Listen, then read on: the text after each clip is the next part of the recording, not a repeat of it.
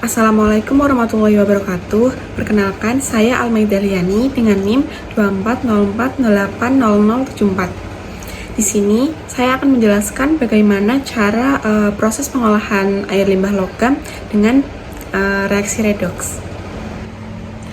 Permasalahan air limbah dari industri pada saat ini menjadi perhatian yang sangat serius untuk kita semua, karena dampaknya sangat berbahaya terhadap lingkungan dan bagi kesehatan manusia.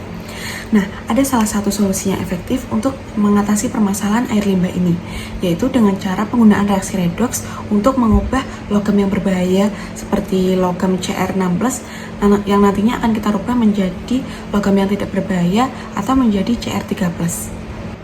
Sebelum kita menganalisis permasalahan air limbah dengan reaksi redoks ini, kita harus memahami terlebih dahulu apa itu reaksi redoks. Jadi, reaksi redoks itu merupakan proses reaksi kimia yang terjadi antara reaksi reduksi dan oksidasi. Pada reaksi redoks itu terdapat perubahan bilangan oksidasi pada atom-atom di reaksi, atau yang biasanya itu kita sebut dengan biloks. Nah, reduksi sendiri itu artinya adalah penerimaan elektron yang ditandai dengan penurunan biloks. Nah, jika oksidasi itu merupakan pelepasan elektron yang biasanya ditandai dengan kenaikan biloks. Dalam reaksi redoks ini terdapat istilah reduktor dan oksidator. Nah, oksidator itu penyebab zat lain yang teroksidasi, dan zatnya sendiri itu tereduksi atau menerima elektron. Nah, jika reduktor itu penyebab zat lain yang tereduksi, dan zatnya sendiri itu teroksidasi atau melepas elektron. Reaksi redoks ini sudah sangat cocok dan sangat efektif untuk mengatasi permasalahan air limbah logam yang berbahaya seperti logam CR6+. Karena reaksi redoks ini merubah bentuk ion yang berbahaya menjadi yang tidak berbahaya seperti CR3+. Jadi reaksi reduksi yang terjadi di sini yaitu CR6+ yang tereduksi menjadi logam CR3+ yang tidak berbahaya.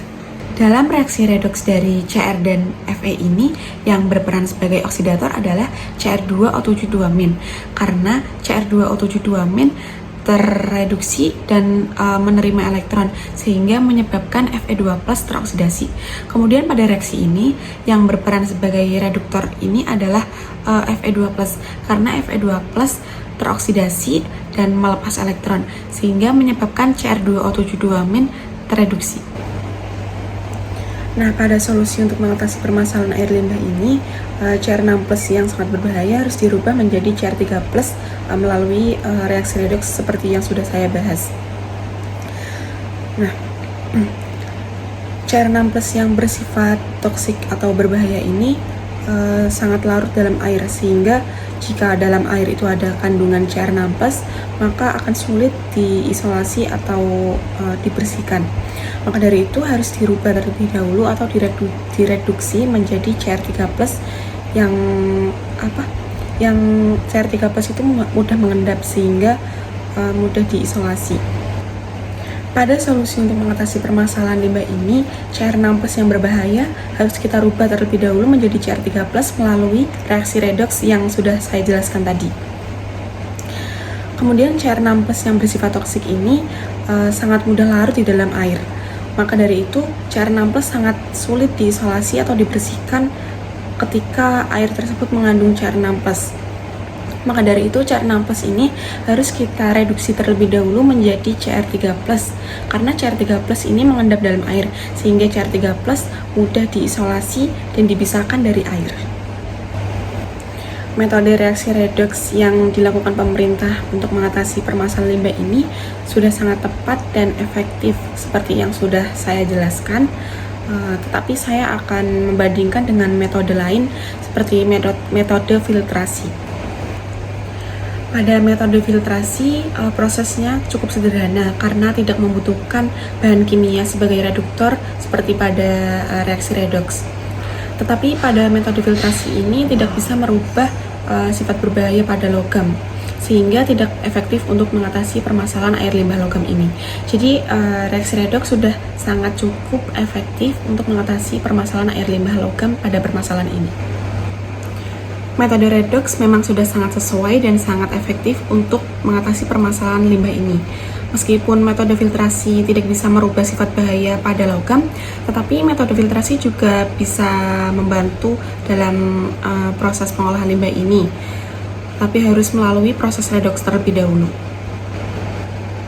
Berikut ini adalah proses atau tahapan reaksi redoks dalam pengolahan air limbah logam. Nah, yang pertama itu adalah tahapan reduksi. Jadi, air limbah yang mengalir ini pH-nya itu diatur pada rentang asam dengan menambahkan asam sulfat. Kemudian terjadi reaksi redoks, yaitu Cr6+ yang tereduksi menjadi Cr3+. Kemudian pada tahapan pengendapan, setelah kromium heksavalen atau Cr6+ direduksi menjadi kromium trivalen atau Cr3+, pH-nya itu dinaikkan lagi dengan penambahan basa seperti kapur atau natrium hidroksida. Kemudian Cr3+ diendapkan menjadi kromium hidroksida atau CrOH3. Nah, pada tahap pemisahan, endapan kromium hidroksida dipisahkan dari air yang telah diolah melalui sedimentasi atau filtrasi. Nah, endapan dapat dikeringkan dan dikelola sebagai limbah padat. Nah, sekian penjelasan dari saya. Kurang lebihnya mohon maaf. Wassalamualaikum warahmatullahi wabarakatuh.